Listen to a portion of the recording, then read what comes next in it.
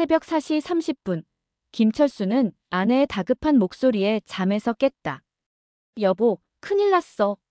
아버님이 쓰러지셨대. 전화기 너머로 들려오는 어머니의 울음 섞인 목소리는 떨리고 있었다. 철수야, 아버지가 쓰러졌다. 병원에 가야 해. 철수는 급히 옷을 챙겨 입으며 머릿속이 하얘졌다. 어젯밤까지도 아버지는 평소와 다름없이 텔레비전을 보며 저녁을 드셨는데 갑자기 무슨 일이 일어난 것일까? 아버님이 어떻게 되신 거예요? 아내 순이가 불안한 표정으로 물었다. 모르겠어. 일단 병원부터 가봐야겠어.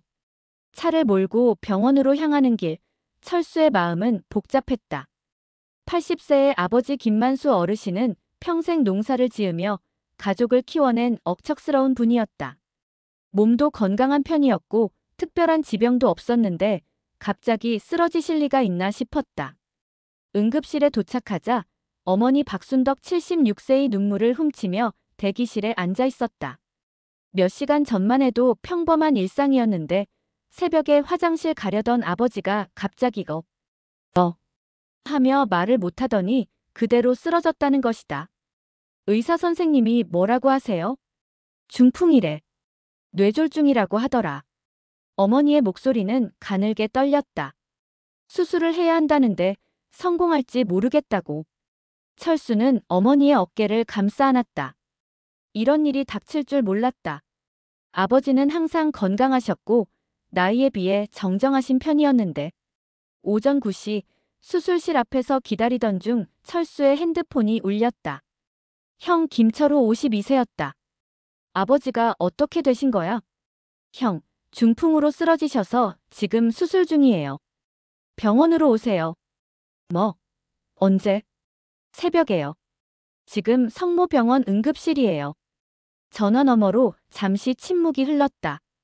형은 서울에서 중소기업을 운영하고 있었는데 바쁘다는 이유로 부모님을 찾아뵙는 일이 드물었다. 명절이나 아버지 생신 때도 오지 않는 경우가 많았다. 알았어. 오후에 내려갈게. 수술은 6시간이나 걸렸다. 철수는 수술실 앞을 서성이며 기다렸고 어머니는 병원 찜질방에 앉아 한숨만 내쉬었다.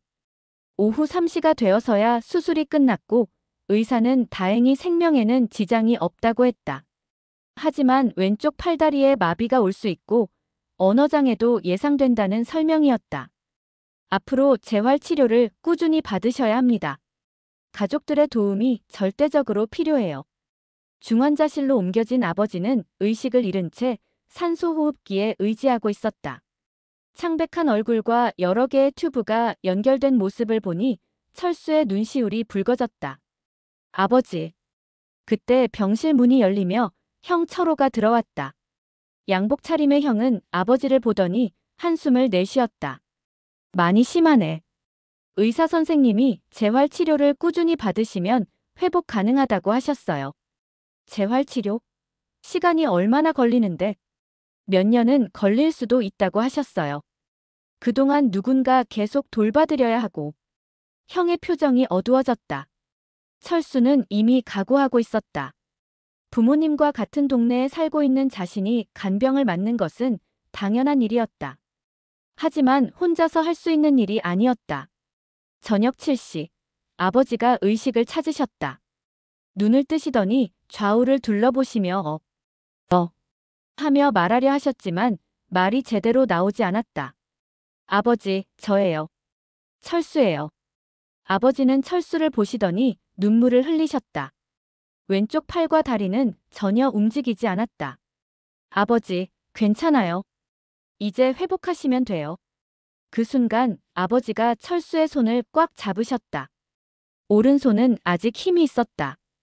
그 악력에는 살겠다는 의지가 담겨 있었다. 밤 10시, 형은 서울로 올라간다며 병실을 나섰다. 내일 다시 내려올게. 회사 일이 있어서. 철수는 답답했지만 아무 말도 하지 않았다. 어머니와 함께 병실을 지키며 아버지의 상태를 살폈다. 이제부터 긴 간병 생활이 시작되는 것이었다. 새벽 2시, 간호사가 들어와 아버지의 상태를 확인했다. 의식은 뚜렷하지만 언어장애와 편마비 증상이 확실해 보였다. 앞으로 최소 몇 개월은 병원에 입원해야 할 것 같았다. 철수는 병실 창밖을 바라보며 생각했다. 아버지의 간병, 어머니의 건강, 그리고 형과의 관계. 앞으로 어떻게 될지 막막했다. 하지만 지금은 아버지의 회복이 가장 중요했다. 아버지는 평생 가족을 위해 살아오신 분이었다. 이제 자식들이 보답할 차례였다. 아버지가 쓰러진 지 3주가 지났다. 김철수는 매일 아침 7시에 집을 나서 병원으로 향했다. 오전에는 아버지의 재활치료에 동행하고 오후에는 간병을 도맡았다. 저녁에는 어머니와 함께 아버지 곁을 지켰다. 재활치료사 이 선생은 아버지의 회복 상태에 대해 긍정적이었다. 많이 호전되고 계세요. 언어 치료도 꾸준히 받으시면 일상 대화는 가능하실 것 같습니다. 실제로 아버지는 조금씩 말을 하기 시작했다. 처음에는 하던 것이 물, 이렇게 단어를 말할 수 있게 되었다. 왼쪽 팔다리의 감각도 조금씩 돌아오고 있었다. 아버지, 오늘 기분이 어떠세요? 괜찮다. 아버지의 회복 의지는 대단했다. 80세의 나이에도 불구하고 재활치료에 적극적으로 참여하셨다. 물리치료사도 이 나이에 이 정도로 열심히 하시는 환자는 드물다고 칭찬할 정도였다. 하지만 철수는 점점 지쳐갔다. 자신의 일은 뒷전이었고 아내 순이도 이해해주고 있었지만 경제적 부담이 커지고 있었다. 병원비만 한 달에 수백만 원이 들었다. 여보, 우리 적금 좀 깨야겠어. 알았어. 아버님 병원비니까. 형 철호는 일주일에 한 번씩 내려왔다. 그나마도 30분 정도 머물다 서울로 올라갔다. 병원비는 반반씩 내자고 했지만 간병비나 기타 비용은 모두 철수가 부담했다.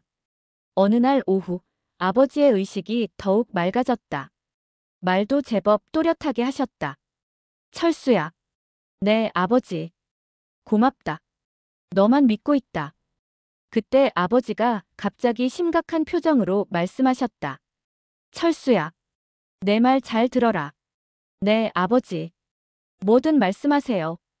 아버지는 잠시 숨을 고르시더니 또렷하게 말씀하셨다. 집 말이야. 수발드는 놈한테 줄 거다. 철수는 깜짝 놀랐다. 아버지가 갑자기 재산 이야기를 하시는 것이었다. 아버지, 그런 말씀 지금 안 하셔도 돼요. 아니다. 내가 정신 있을 때 말해야 한다. 평생 농사지어 모은 돈이랑 집이랑 다 너한테 주겠다. 철수의 눈시울이 붉어졌다. 아버지의 마음은 고마웠지만 이런 이야기는 하고 싶지 않았다.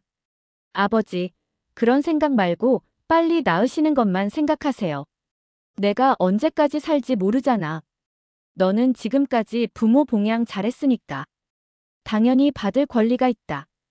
그 순간 병실 문이 열렸다. 형 철호가 들어온 것이다. 아버지의 말을 들었는지 표정이 순간적으로 굳어졌다. 아버지, 안녕하세요. 철호야. 왔구나. 아버지는 철호를 보시더니 잠시 말을 멈추셨다. 분위기가 어색해졌다. 아버지, 오늘 컨디션이 좋으시네요. 말씀도 또렷하게 하시고. 그래. 많이 좋아졌다. 철호야. 네, 아버지. 아버지는 철호를 바라보시더니 조금 다른 톤으로 말씀하셨다. 너는 바쁘니까. 자주 오지 말고. 일에 집중해라. 철호의 눈빛이 차갑게 변했다. 아버지의 말 속에는 섭섭함이 담겨 있었다. 아버지, 제가 바빠서 자주 못 와도 항상 걱정하고 있어요. 그래. 알고 있다. 하지만 부모 봉양은 가까이 있는 놈이 하는 거 아니냐? 철수는 아버지의 말을 끊으려 했지만 아버지는 계속 말씀하셨다. 철수는 매일 와서 간병도 하고 고생이 많다. 그러니까 집도 철수가 받아야 한다. 그 순간 철호의 얼굴이 싸늘하게 변했다. 아버지가 직접적으로 재산 상속에 대해 언급하신 것이었다. 아버지, 지금 그런 이야기 하실 때가 아니에요. 언제 하겠나? 내가 죽고 나서 하겠나. 병실 안의 공기가 차갑게 식었다. 철수는 고개를 숙이며 아무 말도 하지 않았다. 형의 시선이 따갑게 느껴졌다. 아버지, 충분히 회복하실 수 있으니까 그런 말씀하지 마세요. 철호야, 너는 서울에서 사업도 잘하고 돈도 많이 벌고 부모 재산이 필요 없을 것 아니냐? 그게 아니에요, 아버지. 돈 많고 적고의 문제가 아니라. 그럼 뭐가 문제냐? 철수는 지금까지 부모 봉양을 다 혼자 했는데 당연히 보상받아야 하는 거 아니냐? 철호는 더 이상 말하지 않았다. 하지만 그의 눈빛은 점점 차가워지고 있었다. 저녁 8시, 철호가 병실을 나서며 철수에게 말했다. 야, 잠깐 밖으로 나와봐. 복도로 나선 철호는 담배를 꺼내 물었다. 너 아버지한테 뭐라고 했냐? 뭐라고 하긴 뭘 했어요. 아버지가 혼자 말씀하신 거예요. 거짓말하지 마. 아버지가 갑자기 저런 소리를 하실 리가 없어. 철수는 답답했다. 정말 아무 말도 하지 않았는데 형은 믿지 않았다. 형, 정말 아무 말도 안 했어요. 아버지가 간병해준 고맙다고 하시면서 갑자기 그런 말씀을 하신 거예요. 이참에 집 다 차지할 생각이냐? 형, 그게 아니에요. 저도 그런 이야기 하고 싶지 않았어요. 철호는 담배를 3개 빨아들이며 말했다. 아버지 집은 우리 형제가 반반씩 받는 게 맞는 거야. 내가 간병한다고 해서 다 가져갈 권리는 없어. 형이 그렇게 생각하시면 형도 간병에 참여하세요. 매일 와서 간병하시면 되잖아요. 내가 서울에서 사업하는 거 모르냐? 매일 올 수 있나? 그럼 어떻게 하자는 거예요? 철호는 담배를 바닥에 던지며 말했다. 아무튼 아버지 재산은 공평하게 나눠야 한다. 내가 간병비 많이 들었으면 나중에 따로 계산하면 되는 거고.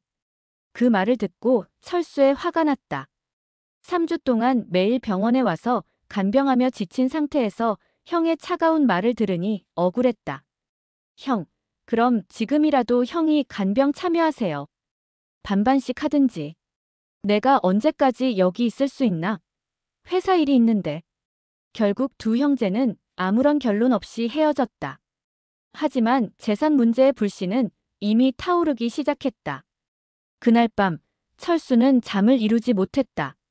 아버지의 회복을 위해 열심히 간병하고 있는데 형은 재산 문제부터 거론하는 것이 못마땅했다.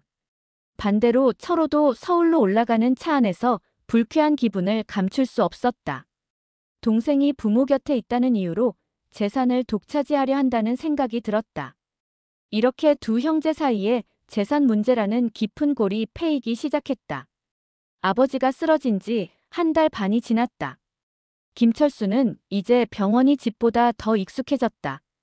매일 아침 7시에 병원에 도착해서 저녁 9시에 집에 돌아가는 생활이 계속되었다. 아버지의 상태는 많이 호전되었지만 여전히 재활 치료가 필요했고 혼자서는 거동이 불편했다. 이날 오후 2시, 형 철호가 병실에 나타났다. 평소보다 일찍 온 것이었다. 표정이 심상치 않았다. 아버지, 안녕하세요. 철호야. 왔구나. 아버지는 철호를 보시더니 반가워하셨다. 그런데 철호는 인사를 마치자마자 바로 철수를 향해 말했다. 야, 너 잠깐 밖으로 나와봐. 왜요? 여기서 말하세요. 아버지 앞에서 할 말이 아니야. 철수는 이상함을 느꼈다. 형의 목소리에 화가 섞여 있었다. 형, 무슨 일이에요? 나와봐라고 했잖아. 철호의 목소리가 커지자 아버지가 놀라셨다. 왜들 그러냐? 무슨 일이야? 아버지, 아무것도 아니에요. 잠깐 이야기할 게 있어서. 하지만 철호는 참지 못하고 병실에서 바로 말을 꺼냈다. 아버지, 철수가 뭐라고 했는지 아세요? 뭐라고 했는데? 동네 사람들한테 다니면서 자기가 아버지 재산 다 받을 거라고 자랑하고 다녔다고 하더라고요. 철수는 깜짝 놀랐다. 그런 말을 한 적이 없었다. 형, 언제 제가 그런 말을 했어요? 김씨 아저씨가 직접 내게 전화했어. 철수가 아버지 집 자기가 받는다고 하더라고. 철수는 억울했다. 김씨 아저씨는 동네 이장이었는데 아버지의 병 문안을 오셨을 때 위로의 말씀을 하신 것뿐이었다. 아저씨가 아버지 간병 열심히 하니까 집도 받을 거다라고 하셔서 아직 그런 생각 안 해봤다고 했어요. 그게 다예요. 거짓말하지 마. 아저씨가 내가 확실히 받을 거라고 말했다고 하더라. 병실 안의 분위기가 험악해졌다. 아버지는 두 아들을 번갈아 보시며 당황스러워 하셨다. 철호야. 철수야. 왜들 그러냐? 하지만 철호는 계속 철수를 몰아붙였다. 네가 이참에 집 홀라당 먹을 생각이냐? 형, 정말 그런 말 안 했어요. 오해예요. 오해. 동네 사람들이 다 알고 있는데 오해라고. 철수는 답답했다. 누군가 말을 잘못 전달했거나 아니면 의도적으로 과장해서 말한 것 같았다. 형, 제가 언제 그런 말을 했는지 구체적으로 말해보세요. 지금 나한테 따지냐? 따지는 게 아니라 억울해서 그래요. 정말 그런 말 안 했거든요. 그때 철수의 울분이 터져나왔다. 한 달 반 동안 매일 간병하며 쌓인 스트레스와 형의 일방적인 비난이 합쳐져 폭발한 것이다. 형은 부모 살아계신 것도 잊고 살았잖아. 뭐라고? 아버지 쓰러지시기 전에 언제 한 번 찾아왔어요? 1년에 2번도 안 왔으면서. 철호의 얼굴이 빨갛게 달아올랐다. 내가 바빠서 못 온 거 모르냐? 사업하는 게 쉬운 줄 알아. 바빠서 못 온다고 해서 부모 봉양 의무가 없어지는 거예요? 야, 내가 돈 벌어서 용돈도 드리고 병원비도 내고 있잖아. 돈으로만 효도하는 게 전부예요? 아버지가 얼마나 외로워하시는지 알아요?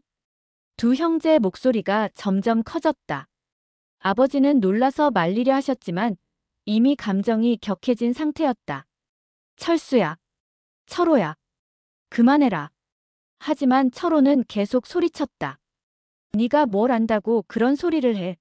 내가 서울에서 얼마나 힘들게 사는지 알아. 힘들게 사는 건 저도 마찬가지예요.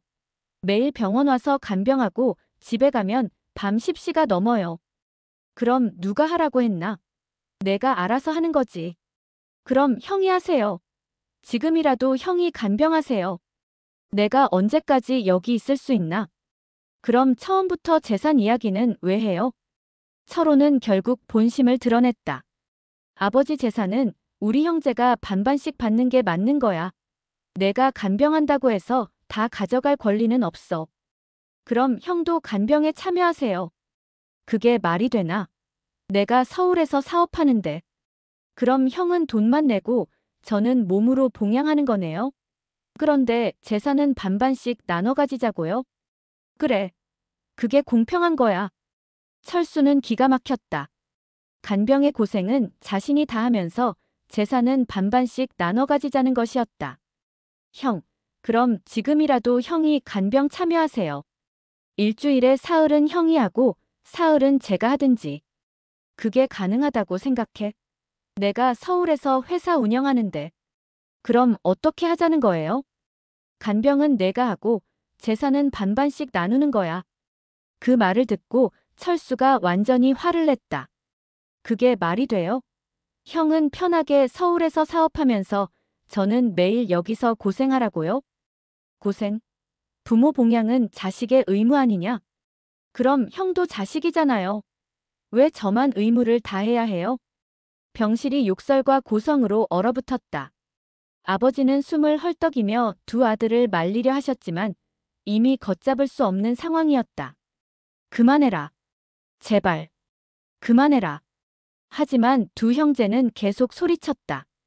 형, 공평하게 하려면 간병도 공평하게 해야죠. 야, 내가 몇 번 말했냐? 내가 서울에 있는데 어떻게 매일 와? 그럼 아예 간병업체 쓰든지 요양병원 보내든지 해요.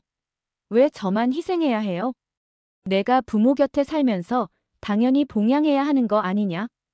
그럼 형은 멀리 산다고 해서 봉양 의무가 없는 거예요? 그때 아버지가 갑자기 가슴을 움켜쥐며 숨을 헐떡이기 시작했다. 아버지. 두 형제는 깜짝 놀라서 아버지에게 달려갔다. 간호사를 급히 불렀고 의사가 와서 아버지를 진찰했다. 스트레스를 받으시면 안 됩니다. 환자분 상태가 아직 불안정하거든요. 의사의 말에 두 형제는 아무 말도 할 수 없었다. 자신들의 다툼 때문에 아버지가 고생하고 있었던 것이다. 아버지, 괜찮으세요? 괜찮다. 괜찮아.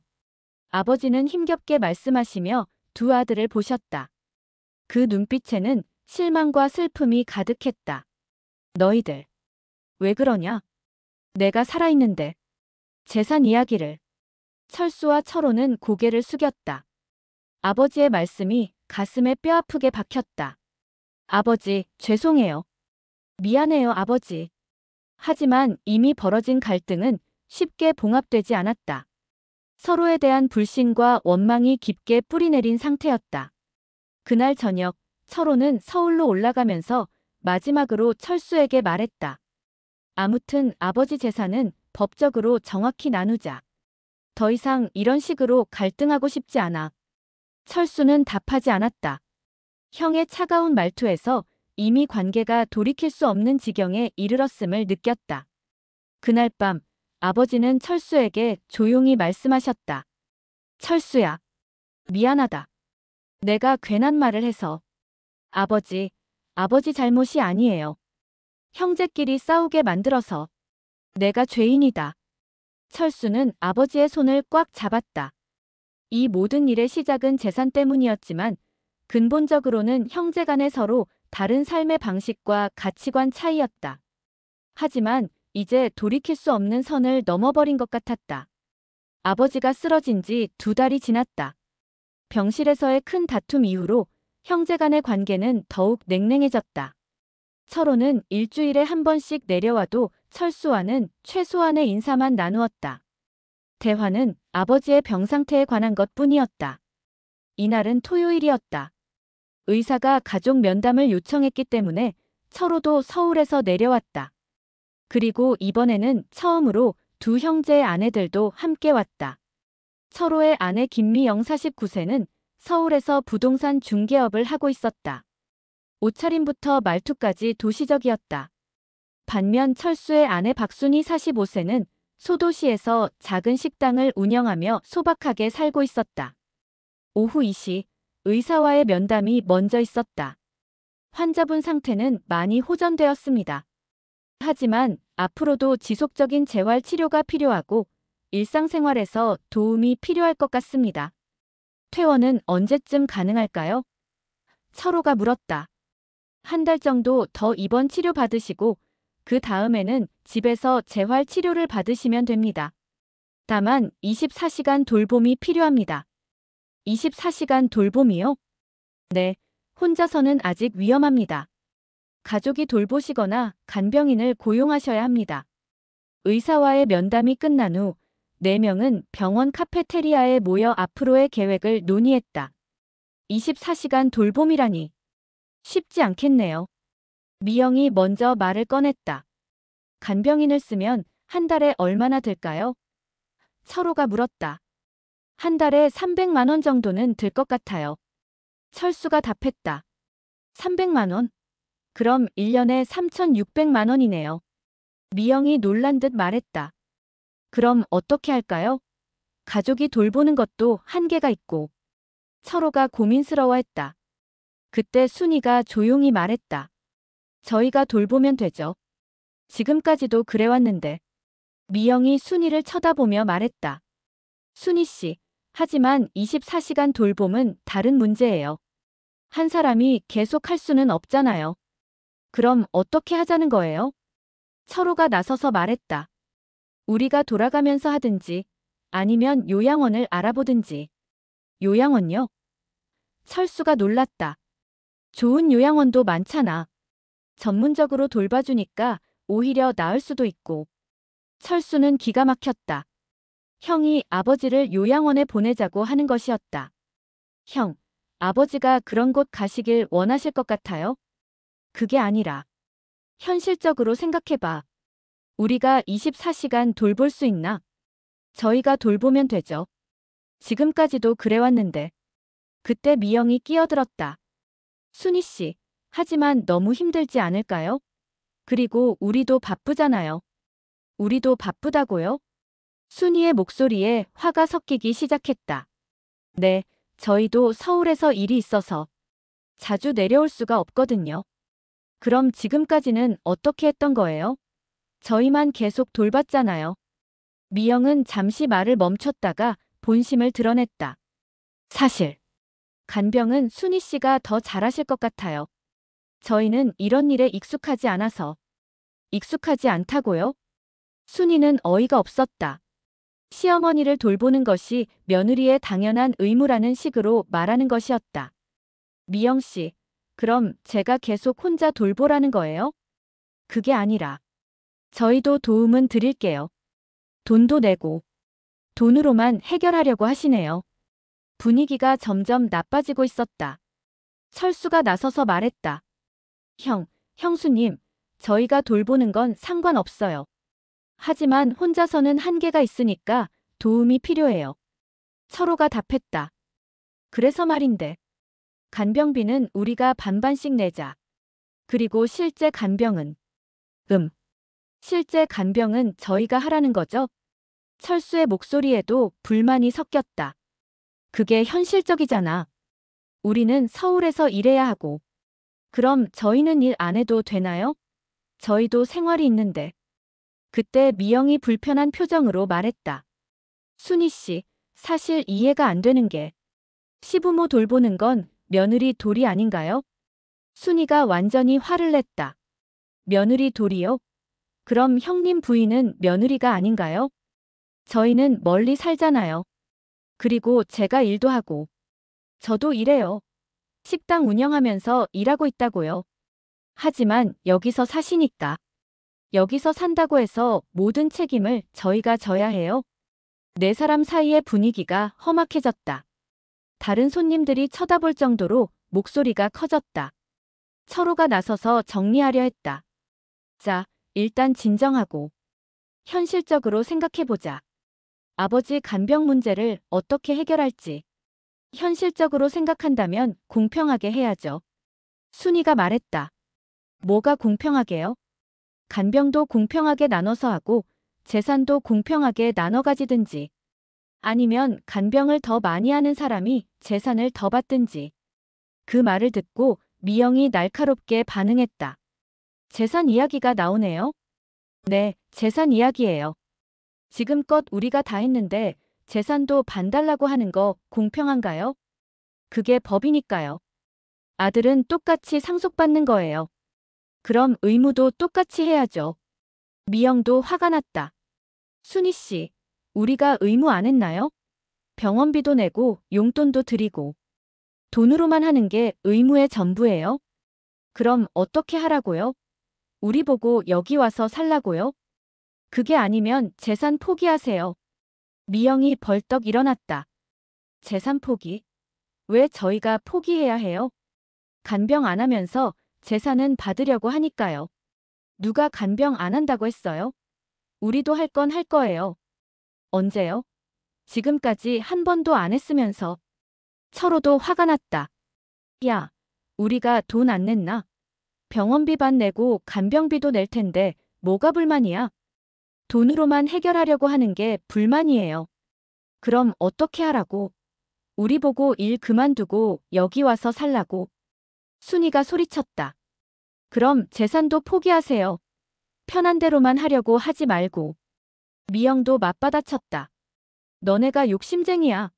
간병한다고 재산 다 차지하려고 하는 거지. 욕심쟁이라고요? 순이가 벌떡 일어나서 미영과 마주섰다. 네, 욕심쟁이. 시부모 돌본다고 재산 독차지하려는 욕심쟁이. 당신들이 더 욕심쟁이에요. 간병은 안 하면서 재산은 받으려고 하는. 두 여자가 소리치며 대치하자 주변 사람들이 몰려들었다. 철수와 철호가 급히 말렸다. 자, 그만해요. 여기가 어디라고. 진정해, 진정해. 하지만 이미 걷잡을 수 없는 상황이었다. 가족회의는 완전히 파탄이 났다. 결국 네 사람은 아무런 결론 없이 헤어졌다. 철호 부부는 그날 바로 서울로 올라갔고 철수 부부는 병실로 돌아갔다. 아버지는 카페테리아에서 들려오는 소리를 들으셨는지 침울한 표정이었다. 무슨 일이냐? 왜들 그렇게 소리를 지르고. 철수는 아무 말도 할 수 없었다. 가족이 재산 때문에 갈라지는 모습을 아버지께 어떻게 말씀드릴 수 있겠는가? 아무것도 아니에요, 아버지. 앞으로 간병 문제를 어떻게 할지 의논하는 거였어요. 그래. 너희들끼리 잘 의논해라. 내가 짐만 되는구나. 아버지의 슬픈 목소리에 철수의 가슴이 먹먹해졌다. 그날 밤 철수와 순이는 집에서 긴 대화를 나눴다. 여보, 이제 어떻게 해야 할까요? 모르겠어. 형네하고는 더 이상 대화가 안 될 것 같아. 형님네는 편한 대로만 하려고 해요. 간병은 우리가 하고 재산은 반반씩 나눠 가지자고 하니. 그렇다고 우리가 아버지를 요양원에 보낼 수는 없잖아. 그럼 우리가 계속 돌봐드려야죠. 하지만 재산 문제는 분명히 해야 해요. 철수는 한숨을 쉬었다. 가족이 이렇게 갈라질 줄은 몰랐다. 하지만 이제 돌이킬 수 없는 것 같았다. 아버지가 쓰러진 지 3달이 지났다. 가족회의가 파탄난 이후로 두 형제는 서로 말도 하지 않았다. 서로는 일주일에 한 번 내려와도 철수와는 인사조차 하지 않았다. 같은 병실에 있어도 서로 모르는 사람처럼 지냈다. 아버지 김만수 어르신의 상태는 많이 호전되었다. 이제 휠체어를 타고 병원 복도를 돌 수 있을 정도가 되었고 말도 제법 또렷하게 하셨다. 하지만 두 아들의 관계가 악화되는 것을 보시며 날이 갈수록 우울해하셨다. 철수야. 형하고 왜 말도 안 하냐? 아버지, 아무것도 아니에요. 그냥 바빠서. 거짓말하지 마라. 내가 바보냐? 너희들이 싸운 거 다 안다. 아버지는 예민해지셨다. 두 아들이 한자리에 있을 때의 차가운 분위기를 너무도 잘 느끼고 계셨다. 이날 오후 드문 일이 일어났다. 철호와 철수가 동시에 병실에 있게 된 것이다. 철수는 오후 간병을 위해 있었고 철호는 의사와 상담을 위해 내려온 참이었다. 아버지, 안녕하세요. 철호가 인사를 했지만 철수는 고개도 돌리지 않았다. 철호야. 왔구나. 아버지는 두 아들을 번갈아 보시며 안타까워하셨다. 너희들, 왜 이렇게 지내냐? 형제끼리. 아무도 답하지 않았다. 병실 안의 공기가 무겁고 차가웠다. 철수야. 형한테 인사해라. 철호야. 동생한테 먼저 말 걸어라. 두 아들은 여전히 서로를 무시했다. 아버지의 간청에도 불구하고 철수는 창밖만 바라보고 있었고 철호는 핸드폰만 들여다보고 있었다. 제발, 제발 좀. 아버지 말 좀 들어라. 아버지의 목소리가 떨리기 시작했다. 평생 가족을 위해 살아온 분이 자식들의 불화를 보며 절망하고 계신 것이다. 그때 의사가 들어왔다. 가족분들, 퇴원 날짜를 정해야 할 것 같습니다. 언제쯤 가능할까요? 철호가 물었다. 다음 주 정도면 퇴원 가능합니다. 하지만 집에서도 계속 재활치료를 받으셔야 하고. 재활치료는 어떻게 하면 되나요? 주 3회 정도 병원에 나오시면 되고 집에서도 운동을 꾸준히 하셔야 합니다. 그리고 24시간 돌봄이 필요합니다. 의사가 나간 후 세 사람은 다시 침묵에 빠졌다. 퇴원 후 간병 문제를 논의해야 하는데 두 아들은 서로 말도 하지 않았다. 아버지가 먼저 말씀을 꺼내셨다. 집에 가면 어떻게 할 거냐? 철수가 조용히 답했다. 저희가 돌봐드릴게요, 아버지. 그러자 철호가 날카롭게 반응했다. 너희가? 너희 마음대로 정하냐? 드디어 침묵이 깨졌다. 하지만 첫 마디부터 낯선 것이었다. 그럼 형이 돌봐드릴 거예요? 그게 아니라. 이런 중요한 일을 왜 혼자 결정해? 그럼 형이 내려와서 돌봐드릴 거냐고 물어보는 거예요. 내가 언제까지 여기 있을 수 있나? 그럼 저희가 돌봐드리는 수밖에 없잖아요. 두 형제의 목소리가 점점 커지기 시작했다. 아버지는 놀라서 말리려 하셨다. 그만해라. 병실에서 왜들 그러냐? 하지만 이미 감정이 격해진 상태였다. 형은 뭘 할 건데요? 돈만 낼 거예요? 돈만 내는 게 아니라 내가 할 수 있는 걸 하는 거지. 할 수 있는 게 뭔데요? 일주일에 한 번 와서 30분 있다 가는 거. 야, 내가 서울에서 일하는 거 모르냐? 일한다고 해서 부모 봉양 의무가 없어지는 거예요? 아버지가 숨을 헐떡이며 가슴을 움켜쥐기 시작했다. 아버지. 두 아들이 깜짝 놀라서 아버지에게 달려갔다. 아버지는 산소호흡기에 의지해 눈물을 흘리기 시작했다. 아버지, 괜찮으세요? 아버지. 왜 이렇게 사냐? 형제끼리.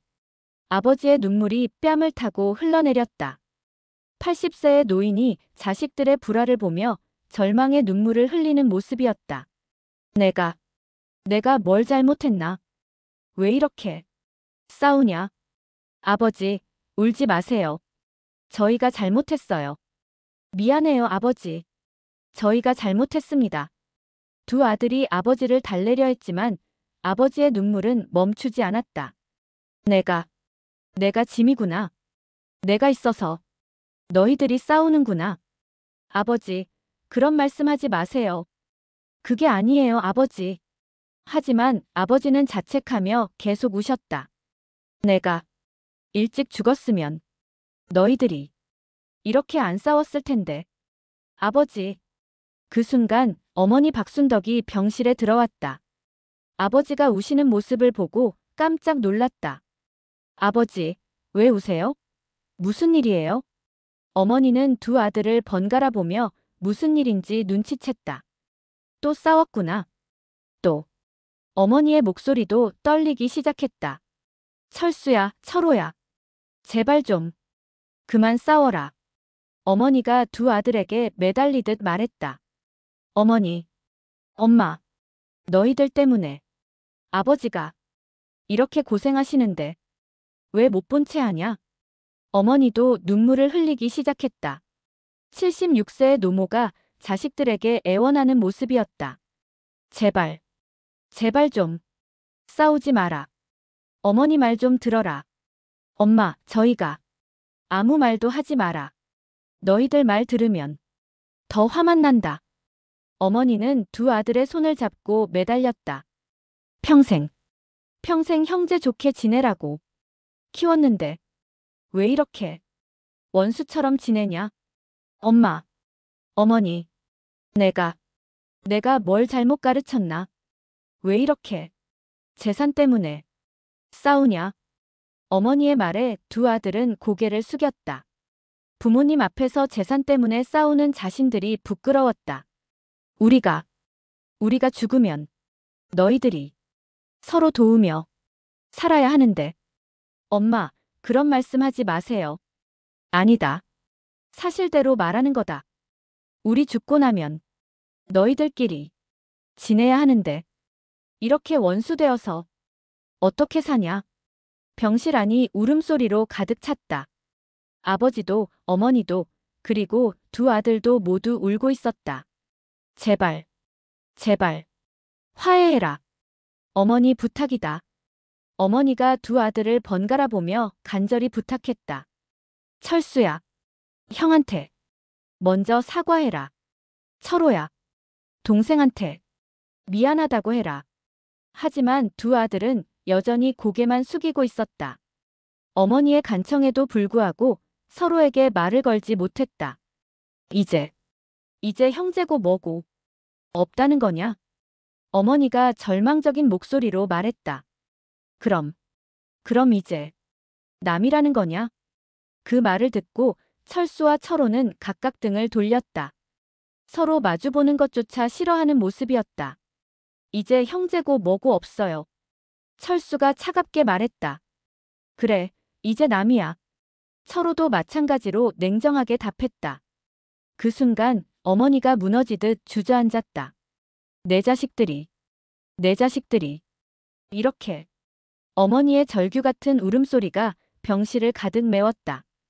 평생 형제애를 강조하며 키운 자식들이 재산 때문에 원수가 되는 모습을 보며 절망하는 어머니의 모습이었다. 아버지는 산소호흡기에 의지한 채 두 아들을 바라보셨다. 그 눈빛에는 실망과 절망이 가득했다. 너희들, 정말, 이제, 남이냐? 아버지의 힘없는 목소리에 병실 안의 모든 사람이 침묵했다. 그날 이후로 두 형제는 완전히 등을 돌렸다. 같은 병실에 있어도 서로를 인정하지 않았고 부모님의 간청에도 불구하고 화해하지 않았다. 노부모의 눈물은 계속 흘렀지만 자식들의 마음은 이미 돌처럼 굳어버린 상태였다. 아버지가 퇴원한 지 2주가 지났다. 김철수는 집에서 아버지를 돌보며 하루하루를 보내고 있었다. 24시간 간병이 필요한 상황에서 철수와 아내 순이가 교대로 돌봤다. 낮에는 철수가, 밤에는 순이가 맡았다. 아버지의 상태는 집에서도 꾸준히 회복되고 있었다. 휠체어를 타고 마당을 돌 수 있을 정도가 되었고 간단한 일상 대화도 가능했다. 하지만 여전히 혼자서는 위험했기 때문에 누군가 항상 곁에 있어야 했다. 이날 오전 10시 뜻밖의 방문객이 찾아왔다. 형 철호가 낯선 남자와 함께 집 앞에 나타난 것이다. 정장을 입은 50대 남자는 서류 가방을 들고 있었다. 아버지, 안녕하세요. 철호가 아버지께 인사를 드렸지만 아버지는 옆에 있는 낯선 남자를 의아하게 바라보셨다. 철호야. 저분은 누구냐? 아, 소개해드릴게요. 이분은 김 변호사님이에요. 변호사? 철수도 깜짝 놀랐다. 형이 갑자기 변호사를 데리고 온 이유를 알 수 없었다. 형, 변호사를 왜 모셔왔어요? 철호는 철수를 쳐다보지도 않고 아버지께만 말씀드렸다. 아버지, 중요한 이야기가 있어서 왔습니다. 무슨 이야기냐? 김 변호사가 나서서 정중하게 인사했다. 안녕하세요, 아버님. 저는 김철호 사장님의 의뢰를 받아온 변호사 김준호입니다. 의뢰? 아버지는 더욱 혼란스러워 하셨다. 철호가 서류 가방에서 몇 장의 종이를 꺼냈다. 아버지, 이번에 재산 정리를 좀 해야 할 것 같아서요. 재산 정리? 네, 아버지께서 편찮으시니까. 미리 정리하는 게 좋을 것 같아서. 철수는 형의 의도를 눈치챘다. 재산 분할을 법적으로 확실히 하려는 것이었다. 형, 지금 뭘 하려는 거예요? 너랑 할 말 없어. 아버지께만 말씀드리는 거야. 철호는 여전히 철수를 무시하며 아버지께만 말했다. 아버지, 제가 변호사님과 상의해서 재산 분할 서류를 준비했습니다. 재산 분할? 김 변호사가 설명했다. 아버님, 현재 소유하고 계신 부동산과 예금을 두 아드님이 반반씩 상속받도록 하는 서류입니다. 왜 갑자기 그런 걸 해야 하냐? 아버지는 당황스러워 하셨다. 갑자기 재산 분할 이야기가 나오니 어리둥절하셨다. 철호가 차근차근 설명했다.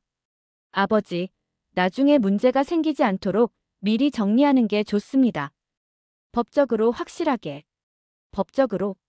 네, 이렇게 해두면 나중에 형제 간의 다툼이 없을 거예요. 철수가 참지 못하고 나섰다. 형, 이게 뭐예요?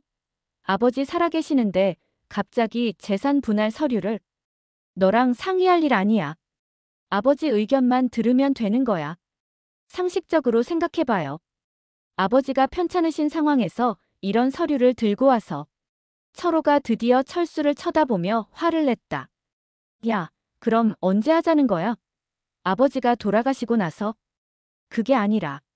아니면 내가 재산 다 차지하고 나서? 김 변호사가 중재하려 했다. 두 분 진정하시고. 아버님께서 직접 결정하시면 됩니다. 아버지는 서류를 받아보시며 한숨을 쉬셨다. 이게 뭔 소리냐? 내가 살아있는데. 재산을 나눠 가지자고. 아버지, 그게 아니라 법적으로 정리하는 거예요. 철호가 계속 설득했다. 지금 정리해두시면 나중에 상속세도 절약되고 형제 간의 다툼도 없을 거예요. 김 변호사도 거들었다. 아버님, 생전 증여로 하시면 절세 효과도 있고요. 철수는 기가 막혔다. 아버지가 간병이 필요한 상황에서 재산 분할 서류를 들고 와서 서명하라고 하는 것이었다. 형, 이건 너무한 거 아니에요? 아버지 상태도 완전히 회복 안 되셨는데. 상태가 좋으니까 지금 하는 거야. 나중에 더 안 좋아지면 어떡해? 그런 말씀하지 마세요. 사실대로 말하는 거잖아. 아버지가 두 아들의 다툼을 보시며 괴로워하셨다. 그만해라. 왜들 그러냐? 그때 철수가 결정적인 말을 했다. 아버지, 이 서류에 서명하지 마세요. 형이 지금까지 간병 한 번도 안 했으면서 재산만 반반씩 나눠 가지려고 하는 거예요. 철호가 완전히 화를 냈다. 야, 내가 간병 안 했나? 병원비 반 내고 용돈도 드리고 돈으로만 하는 게 간병이에요? 그럼 어떻게 하라고? 내가 일 그만두고 여기 와서 살라고? 그럼 재산도 포기하세요. 포기? 왜 내가 포기해야 해? 철수가 격분해서 소리쳤다. 아버지 눈앞에서 이딴 장사질 하지 마라. 그 순간 철수가 철호의 멱살을 잡았다. 이딴 장사질이라고. 그래. 장사질이야. 아버지 살아계실 때 재산 분할 서류 들고 와서 서명하라고 하는 게 장사질이 아니면 뭐야. 두 형제가 몸싸움을 벌이자 김 변호사가 말렸다. 두 분, 진정하세요. 아버지가 휠체어에서 몸을 떨며 소리치셨다. 그만해라. 그만하라고. 하지만 두 형제는 이미 흥분한 상태였다. 형, 이런 식으로 하지 마요. 정정당당하게 해요. 정정당당하게. 내가 부모 곁에 산다고 재산 독차지하려는 게 정정당당한 거야? 저는 독차지하려는 게 아니에요. 공평하게 하자는 거예요. 공평하게. 그럼 이게 공평한 거야. 반반씩 나누는 게. 공평하게 하려면 간병도 공평하게 해야죠. 철호가 소리쳤다. 내가 몇 번 말했냐? 내가 서울에서 일하는데 어떻게 매일 와? 그럼 일 그만두든지 재산 포기하든지 해요. 재산 포기? 절대 안 해. 김 변호사가 상황을 정리하려 했다. 아버님, 일단 오늘은 이만하시고 다음에 다시 오겠습니다. 하지만 철호는 포기하지 않았다. 아니에요, 변호사님. 오늘 결정하셔야 해요. 아버지께 다가가서 말했다. 아버지, 이 서류에 서명해 주세요. 아들들이 싸우지 않게. 형, 그만해요. 철수가 서류를 빼앗으려 하자 철호가 막았다. 손 떼. 이런 식으로 하는 거 아니에요. 두 형제가 서류를 두고 다시 몸싸움을 벌였다. 아버지는 가슴을 움켜쥐며 숨을 헐떡이셨다. 아버지, 아버님. 모두가 아버지에게 달려갔다. 아버지는 눈물을 흘리며 말씀하셨다. 이제 정말. 형제가. 아니구나. 그 말씀을 듣고 철수와 철호는 잠시 말을 멈췄다. 내가 뭘 잘못했길래. 자식들이. 이렇게. 원수가 되냐. 아버지의 절규 같은 말씀에 집안이 조용해졌다. 김 변호사가 조심스럽게 말했다. 오늘은 이만하시고. 가족끼리 충분히 상의하신 후에. 철호가 단호하게 말했다. 아니에요. 오늘 결정하셔야 합니다. 더 이상 이런 식으로 갈등하고 싶지 않아요. 철수도 맞받아쳤다. 그럼 형이 포기하세요. 간병도 안 하면서 재산만 받으려고 하지 말고. 절대 포기 안 해. 이건 내 권리야. 결국 그날은 아무것도 결정되지 않았다. 김 변호사는 서류를 챙겨서 나갔고 철호도 화를 내며 집을 나섰다. 다음 주에 다시 올 거야. 그때까지 생각해봐. 철수는 울고 있는 아버지를 달랬다. 아버지, 괜찮아요. 저희가 지켜드릴게요. 하지만 아버지의 눈물은 멈추지 않았다. 자식들의 재산 싸움을 목격한 충격이 너무 컸던 것이다. 그날 밤 철수는 잠을 이루지 못했다. 형이 변호사까지 대동해서 재산 분할을 강요하는 모습을 보며 더 이상 형제로 지낼 수 없다는 생각이 들었다. 한편 서울로 올라간 철호도 마찬가지였다. 동생이 끝까지 재산 독차지를 포기하지 않는다고 생각하며 분노했다. 이렇게 두 형제 사이의 골은 더욱 깊어져 갔다. 재산 분할 서류 사건 이후 한 달이 지났다. 아버지 김만수 어르신의 건강은 급격히 나빠졌다. 두 아들의 갈등을 지켜보시며 받은 스트레스가 몸에 독이 된 것이다. 식사도 거의 하지 않으시고 밤에는 잠도 제대로 주무시지 않았다. 아버지, 드세요. 좋아하시던 미역국인데. 철수가 숟가락으로 떠드리려 해도 아버지는 고개를 돌리셨다. 괜찮다. 배고프지 않아. 아버지, 드셔야 건강해지시는데. 건강해서 뭐하나? 자식들이. 원수된 마당에. 아버지의 말씀에 철수는 가슴이 아팠다. 형과의 갈등 때문에 아버지가 이렇게 상심하고 계신 것이다. 아버지, 저희가 화해할게요. 걱정하지 마세요. 화해. 글쎄, 너희들. 눈빛 보니 이미 끝난 것 같다. 아버지는 예리하게 상황을 파악하고 계셨다. 두 아들이 더 이상 형제로 지낼 수 없는 지경에 이르렀다는 것을 알고 계셨다. 철호는 일주일에 한 번씩 내려왔지만 철수와는 여전히 말도 하지 않았다. 아버지와만 짧게 인사를 나누고 바로 올라갔다. 재산 분할 서류에 대해서는 더 이상 언급하지 않았지만 그렇다고 포기한 것도 아니었다. 어느 날 새벽 3시, 아버지가 갑자기 호흡곤란을 일으키셨다. 아버지, 아버지. 철수가 급히 119에 신고했고 구급차로 병원에 이송되었다. 응급실에서 의사는 심각한 표정을 지었다. 심장이 많이 약해지셨습니다. 스트레스가 주요 원인인 것 같은데 얼마나 위험한 상황인가요? 지켜봐야 할 것 같습니다. 가족분들 모두 오시는 게 좋겠어요. 철수는 떨리는 손으로 형에게 전화했다. 형, 아버지가 위험해요. 빨리 내려오세요.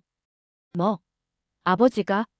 심장이 안 좋아지셔서 응급실에 계세요. 의사 선생님이 가족들 모두 오라고 하세요. 전화 너머로 잠시 침묵이 흘렀다. 알았어. 지금 내려간다. 새벽 6시 철호가 병원에 도착했다. 중환자실 앞에서 철수와 어머니가 기다리고 있었다. 아버지 상태가 어때? 철호가 철수에게 직접 물었다. 위급한 상황에서는 개인적인 감정을 잠시 접어둔 것이다. 의식은 있으시는데 심장이 많이 약해지셨대요. 의사는 뭐라고 해? 지켜봐야 한다고. 스트레스가 주요 원인이라고 하시더라고요. 두 형제는 아버지의 상태에 대해서만 대화했다. 그 외에는 여전히 서먹했다.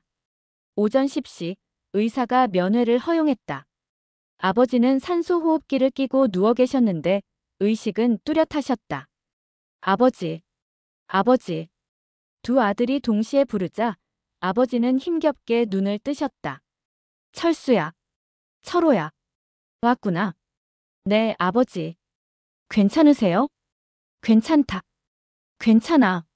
아버지는 두 아들의 손을 각각 잡으셨다. 너희들, 화해해라. 제발. 아버지, 걱정하지 마세요. 아버지, 빨리 나으세요. 내가 죽기 전에 너희들 화해하는 모습 보고 싶다. 두 아들은 아무 말도 할 수 없었다. 아버지의 간절한 바람을 알지만 이미 너무 멀리 와버린 상태였다. 약속해라. 내가 죽어도 형제로 지내겠다고. 아버지, 그런 말씀하지 마세요. 약속하라고 했잖아. 아버지의 목소리가 점점 약해졌다. 네. 약속해요, 아버지. 철수가 먼저 답했고 철호도 어쩔 수 없이 고개를 끄덕였다. 고맙다. 이제 마음이 놓인다. 그날 저녁 9시 37분 아버지 김만수 어르신이 세상을 떠나셨다. 마지막까지 두 아들의 손을 잡고 계시다가 조용히 눈을 감으셨다. 아버지, 아버지. 두 아들과 어머니가 통곡했다. 80세의 나이로 평생 가족을 위해 살아온 아버지의 마지막이었다. 장례식장은 시내에서 가장 큰 곳으로 정했다. 아버지가 농사를 지으며 동네에서 존경받던 분이었기 때문에 많은 조문객이 찾아올 것이 예상되었다. 하지만 문제는 두 아들의 관계였다. 장례식장에서도 철수와 철호는 서로 말을 하지 않았다. 상주 역할을 나눠서 했지만 필요한 대화조차 어머니를 통해서 했다. 어머니, 형한테 영정사진 문제 의논하자고 하세요. 어머니, 동생한테 부의금 처리는 어떻게 할지 물어보세요. 어머니는 두 아들 사이를 오가며 전달하는 역할을 해야 했다. 76세의 노모가 남편의 장례를 치르면서 아들들의 중재까지 해야 하는 상황이었다. 둘째 날 오후 조문객들이 몰려들기 시작했다. 동네 사람들, 아버지의 친구들, 친척들이 줄을 이어 찾아왔다. 아이고, 철수야. 고생 많았다. 아버지 간병 잘했다고 소문났더라. 조문객들은 철수에게 위로의 말을 건넸다. 그동안 아버지 간병을 도맡아 한 것이 동네에 알려져 있었던 것이다. 하지만 철호는 이런 상황이 불편했다. 마치 자신은 부모를 돌보지 않은 불효자처럼 여겨지는 것 같았다. 철호 씨는 서울에서 사업하느라 바쁘셨겠어요. 그래도 아버지 마지막에는 함께 있었으니 다행이네요. 조문객들의 말에서 철호는 묘한 뉘앙스를 느꼈다. 동생은 효자로, 자신은 바쁜 사람으로 취급받는 것 같았다. 저녁 8시경 친척들이 모여 유산 문제에 대해 슬쩍 언급했다. 아버지가 평생 모은 재산이 꽤 될 텐데. 집도 있고 농지도 있고. 적지 않을 거야. 철수가 그동안 간병 고생 많이 했으니까. 친척들의 말을 듣고 철호는 불쾌해졌다. 마치 철수가 재산을 더 받아야 한다는 식으로 말하는 것 같았다. 밤 10시 조문객들이 모두 돌아간 후 친척 어른들이 두 형제를 불렀다. 철수야, 철호야. 이제 아버지 일은 끝났으니까 앞으로 계획을 세워야지. 무슨 계획이요? 아버지 재산 정리하고 어머니 모시는 문제도 의논하고. 삼촌이 나서서 말했다. 일단 재산은 법대로 반반씩 나누는 게 맞지. 아들이니까. 그 말을 듣고 철수가 반발했다. 삼촌, 그게 공평한가요? 저는 몇 년째 간병했는데 형은 한 번도 안 했어요. 그래도 법적으로는 똑같은 상속인이야. 철호가 거들었다. 맞아요. 법대로 하는 게 맞죠. 법대로요? 철수가 화를 냈다. 그럼 간병 의무도 법대로 했어야죠. 야, 내가 돈 안 냈나? 돈으로만 하는 게 효도의 전부예요. 친척들 앞에서 두 형제가 다시 다투기 시작했다. 철수야, 철호야. 아버지 장례식장에서 뭘 하는 거야? 큰아버지가 나무랐다. 조문객들이 다 보고 있는데 형제가 왜 이래? 하지만 두 형제는 멈추지 않았다. 형, 지금까지 한 번도 간병 안 하고 재산만 반반씩 받겠다는 거 양심상 말이 돼요? 양심? 내가 병원비 안 냈나? 용돈 안 드렸나? 그게 간병이에요? 몸으로 하는 게 간병이죠. 내가 서울에서 일하는 거 모르냐고. 일한다고 부모 봉양 의무가 없어지는 거예요? 조문객들이 하나둘씩 쳐다보기 시작했다. 장례식장에서 형제가 재산 문제로 다투는 모습이 흉물스러웠다. 여보세요, 조용히 해요. 어머니가 떨리는 목소리로 말렸지만 소용없었다. 형, 아버지 영전 앞에서 이러지 마세요. 너도 마찬가지야. 아버지 장례식장에서 재산 이야기하는 게 효도냐? 제가 언제 재산 이야기했어요? 형이 먼저 한 거잖아요. 내가 언제 했나? 삼촌이 말씀하셔서. 두 형제의 목소리가 점점 커졌다. 장례식장 전체가 시끄러워졌다. 아이고, 저 형제들 봐라. 아버지 장례식장에서 재산 다툼이라니. 참 볼 것 없다. 조문객들의 수군거림이 들렸다. 철수와 철호는 서로를 노려보며 계속 다퉜다. 형제끼리 이게 뭐예요? 큰어머니가 소리쳤지만 이미 걷잡을 수 없는 상황이었다. 그때 어머니가 주저앉으며 혼절하듯 쓰러졌다. 어머니, 엄마. 모든 사람이 어머니에게 달려갔다.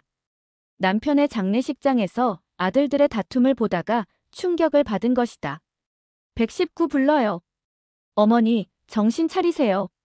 어머니는 깨어나시더니 두 아들을 번갈아 보며 눈물을 흘렸다.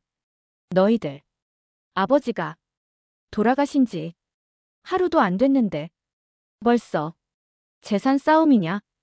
어머니, 엄마, 내가 뭘 잘못 키웠길래 이렇게 원수 같은 자식들을 낳았나?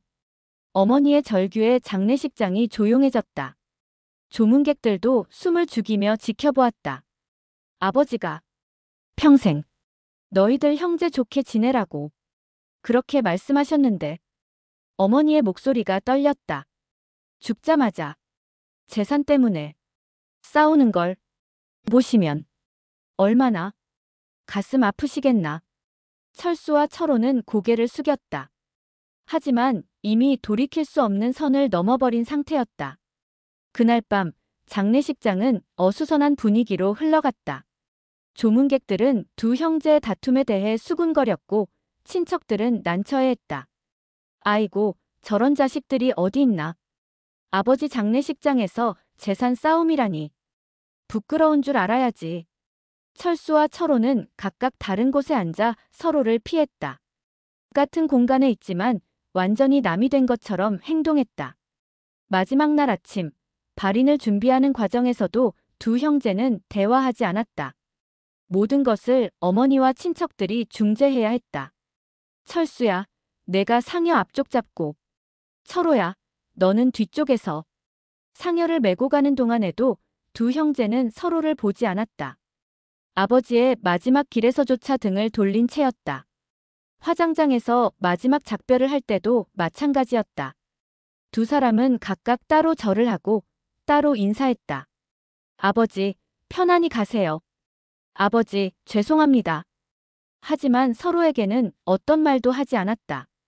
장례식장에서의 대치는 이렇게 끝났지만 두 형제의 관계는 더욱 악화되었다. 많은 조문객 앞에서 재산 다툼을 벌인 것에 대한 부끄러움과 분노가 서로에 대한 원망으로 바뀌었다. 아버지의 장례를 치른 지 일주일이 지났다. 유골함은 시립공원묘지에 안치되었고 이제 49제까지 어머니를 모시며 지내야 하는 상황이었다. 하지만 두 형제는 여전히 서로 말을 하지 않았다. 집에는 어머니와 철수 부부만 남았다. 철호는 장례식 다음 날 바로 서울로 올라갔고 그 이후로 연락조차 하지 않았다. 재산 문제에 대한 이야기도 나오지 않았다. 마치 서로 존재하지 않는 것처럼 지내고 있었다. 어머니 박순덕은 하루하루가 힘들었다. 남편을 잃은 슬픔도 컸지만 두 아들이 원수가 된 것이 더 큰 고통이었다. 철수야, 형한테 연락해봐라. 왜요, 어머니? 이렇게 지낼 수는 없잖아. 형제인데. 어머니, 형이 먼저 연락해야죠. 장례식장에서 그렇게 행동해놓고. 철수도 형에 대한 원망이 컸다. 아버지 장례식장에서 재산 문제로 다투고 많은 사람들 앞에서 망신을 당한 것이 못마땅했다. 그래도 형제잖아.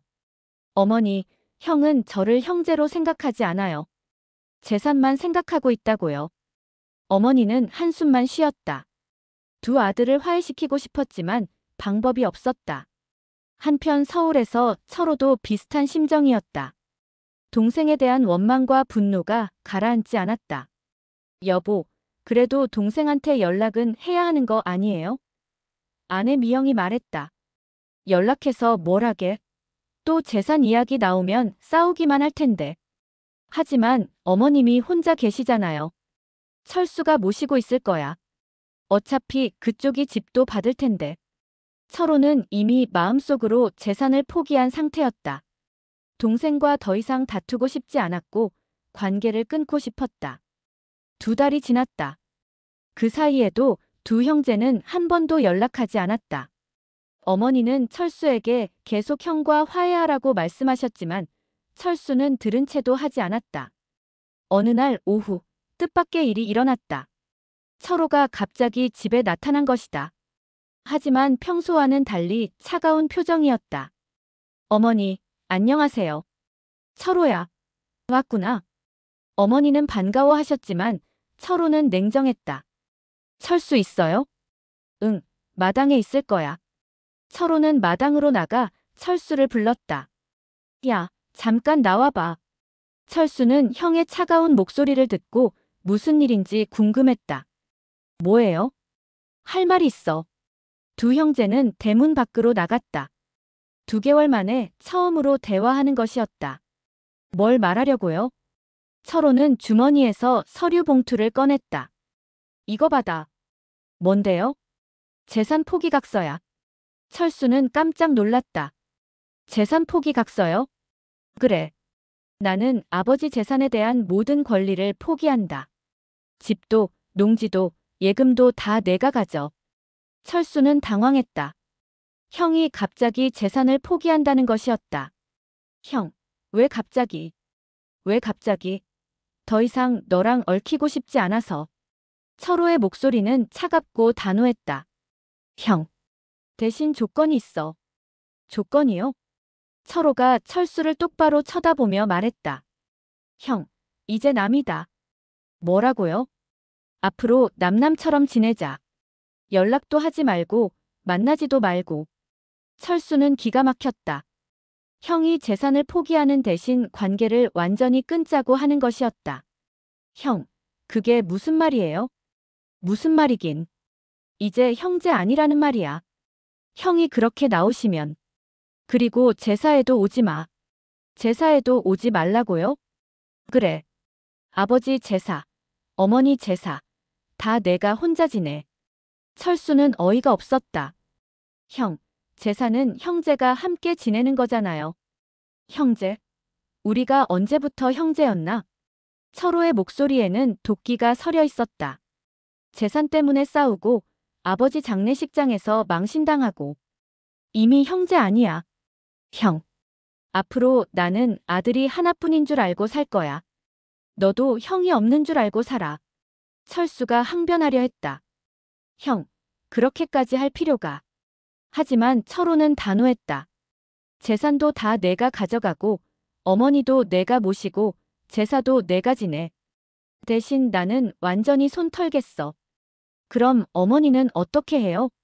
어머니가 얼마나 속상해 하실지. 어머니한테는 내가 직접 말씀드릴 거야.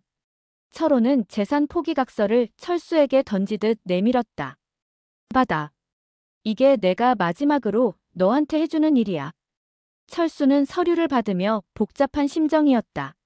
재산을 다 받게 된 것은 좋았지만 형과 완전히 인연을 끊는다는 것은 마음이 편하지 않았다. 형, 다시 생각해봐요. 아무리 그래도 형제인데. 형제? 철호가 비웃었다. 형제가 재산 때문에 아버지 장례식장에서 싸우나? 그건 형이 먼저. 됐어. 더 이상 할 말 없어. 철호는 집 안으로 들어가 어머니께 말씀드렸다. 어머니, 저는 이제 이 집에 오지 않을 거예요. 뭐라고? 왜? 철수랑 완전히 끝났어요. 앞으로 남남으로 살 거예요. 어머니는 깜짝 놀라셨다. 철호야, 무슨 소리야? 형제끼리 어떻게? 어머니, 재산은 다 철수한테 줬어요. 집도, 땅도 다 철수 거예요. 재산이 무슨 중요하냐? 형제가 중요하지. 이미 끝났어요. 더 이상 형제 아니에요. 어머니가 철호의 손을 잡으며 애원했다. 철호야, 제발. 제발 그런 말 하지 마라. 하지만 철호는 냉정했다. 어머니, 저는 앞으로 명절에도 안 올 거고 연락도 안 할 거예요. 철호야. 어머니는 철수만 아들로 생각하세요. 저는 없는 사람으로 여기세요. 어머니가 무릎을 꿇고 매달렸다. 제발. 제발 그러지 마라. 내 자식아. 하지만 철호는 돌아서며 마지막 말을 했다. 앞으로 제사에도 오지 말라고 철수한테 전해주세요. 마당에서 이 광경을 지켜본 철수가 달려왔다. 형. 철호는 돌아보지도 않고 차에 올라탔다. 형, 이렇게 가지 마요. 하지만 철호는 시동을 걸었다. 그때 유골함 앞에서 철수가 이를 악물고 소리쳤다. 형, 이제 남이다. 앞으로 제사에도 오지 마라. 차 안에서 철호도 독하게 맞받아쳤다. 그래. 이제 남이야. 영원히. 차가 떠나가는 모습을 보며 어머니가 무릎 꿇고 흐느끼며 오열했다. 내 자식들아. 제발. 제발.